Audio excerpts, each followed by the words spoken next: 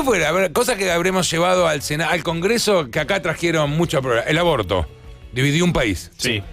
Dividió un país. ¿El divorcio en su momento? El divorcio en su momento. El matrimonio igualitario.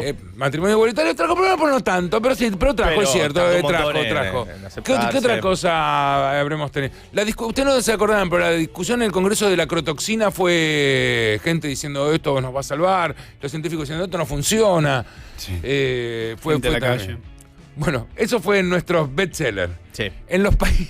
¿Se acuerdan que Nacho la semana pasada dijeron que iba a haber una elección y entre las cosas que se iban a elegir también era en otro lado? Suiza era en eso. Suiza tenía que ver con si legislaban sobre la eutanasia. Sí. Bueno, en los Países Bajos aumentaron la apuesta y aprobaron eutanasia para menores de 12 años. Sí, Para aquellos todos. que no entienden lo que es la palabra eutanasia, Nacho se le explica porque yo no quiero ser trend topic. Sí, básicamente es morirse cuando uno lo decida. Y eso es lo que el gobierno de los Países Bajos aprobó la semana pasada con distintos planes que justamente lo que van a permitir. Ahora con Pergo 310 también te habilitamos la eutanasia para tu hijo. Es practicar la eutanasia a niños con enfermedades terminales entre 1 y 12 años. Nosotros estamos dando el Neopergo 2021. Claro, que era el periodo que no estaba legislado, porque actualmente la eutanasia es legal en los Países Bajos para niños menores de 12 años bajo el consentimiento obligatorio de pacientes y sus padres. También está permitido bebés menores de 1 año bajo el consentimiento de los padres. O sea, está Imaginá la habilitado. marcha acá. Sería confusa la marcha. No sé por qué estoy marchando exactamente, pero me parece que está mal. Pero hasta que no se aprobó esto, que se aprobó la semana pasada, no existía legislación para enfermos terminales entre 1 y 12 años. Era como un periodo que no lo tenían legislado y dijeron, avancemos con esto. Y se ve que todo el Congreso estuvo de acuerdo y se terminó aceptando. De hecho, parte del gobierno lo que dice es que el estudio muestra la necesidad tanto de médicos como de padres de una terminación activa de los niños con enfermedades incurables, con sufrimiento insoportable y sin esperanzas y con la muerte como un futuro previsible. Bueno, desde los ministerios también dijeron que el estudio estima que este cambio va a afectar entre 5 y 10 chicos por año. Piensan, es la cantidad de gente que puede llegar a tomar esta decisión con respecto a la eutanasia para este rango etario. La reforma implicaría, a partir de esta aplicación que ya se aprobó, que los médicos no enfrenten cargos legales por practicar una eutanasia previamente aprobada a un chico del rango de esta edad y, al igual que con los mayores de 12 años, se va a necesitar el consentimiento de los padres y al menos 2 médicos que tienen que estar de acuerdo para realizar ese procedimiento. Es decir, tiene que haber un cierto consenso, no puede ser una decisión tan unilateral. Tanto la eutanasia como el suicidio asistido es legal en los Países Bajos desde el año 2002, sí, pero son indispensables 2 requisitos. Uno, que es sufrir una enfermedad incurable, y la otra, estar luchando contra un dolor insoportable y diario. Es decir, no solamente por los achaques de la vejez podés considerar y que esto sea legal. Bélgica también, un par de meses después, lo terminó haciendo. Son los 2 primeros países en el mundo que legalizaron esto, aunque ya, repito, con condiciones muy estrictas. Por ejemplo, en el 2014, Bélgica se convirtió en el primer país en permitir la eutanasia voluntaria en niños si padecen una enfermedad de gravedad y también tienen el consentimiento de los padres.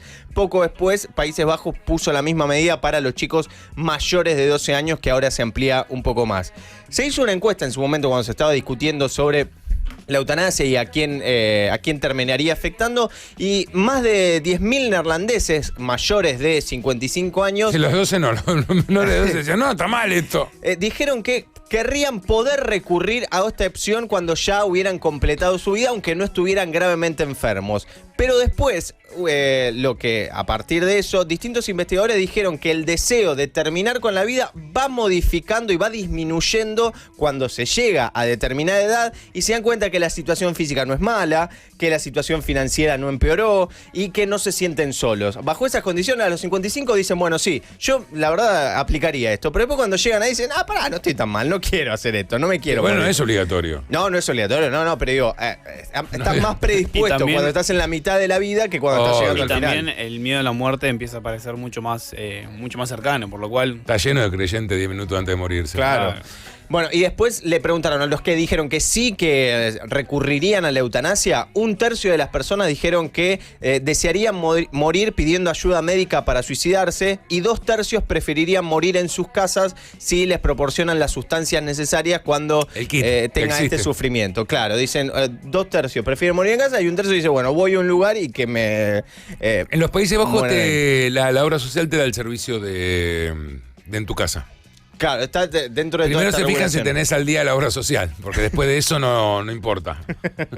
A veces a mí me hace pensar es que en Latinoamérica no tenemos la cabeza o tenemos otros problemas para pensar en estos problemas. También hay que pensar que la cultura es distinta. O sea, hay otras preocupaciones, hay otra forma de enfrentarse a los familiares. O sea, culturalmente somos muy distintos. Más allá de lo político, lo económico, todo eso. Un dato más para tener en cuenta, hace un par de años, en el total de cantidad de muertos que hubo en los Países Bajos, el 3% recurrió a la eutanasia, por ejemplo. Sí. Es como para tener la noción. Es muy alto, bastante. sí. Pero además tienen otros problemas. Si vos vivís en un país, en un continente, donde siempre estás sobreviviendo, donde la vida tiene un súper valor y la verdad que hiciste mucho esfuerzo por comer, por tener un mango, tu vida es algo muy importante. Cuando no tenés problemas económicos, cuando siempre pudiste comer. Sí, cuando cumpliste todas las cosas que querías hacer. Claro, tenés más deseo de morir porque se intelectualiza mucho más. Mi vida no tiene más sentido, ya hice todo lo que tenía que hacer. Tal cual. Sí. Pero acá es muy difícil tener eso, porque estamos todo el día diciendo. Es como sacar un valor que un montón no tienen. Sí, son bases de No es discusión. como perdóname, es como decir, terminá de comer porque hay un montón de gente que no come. Decir, bueno, esto no le va a dar más comida a la gente. Absolutamente. De hecho, está no es una discusión, pero la interpretación de la estadística que dice que los países más pobres son los países que están más cercanos a la religión. Y eso tiene que ver un poco con la cultura y con las necesidades. O sea, ¿por qué está la religión presente? Tirame una, por el amor de Dios. Claro, o sea, de algo me tengo que agarrar. Sí, y en este caso, que los países europeos y del primer mundo puedan discutir estas cosas, significa que nosotros tenemos bases de discusiones no resueltas. Claro, o sea, hay cosas que todavía no llegamos a un escalón. Pongámonos de acuerdo en... Poner tierra en los pies de los chicos. Claro, sí, bueno. boludo. Totalmente. Anda a contar eso. Yo hace 10 años estoy intentando contar un paper en el Ministerio de Educación y nadie me escucha. Voy con tierra, ¿sabes qué? Me pegan un bolón en el orto.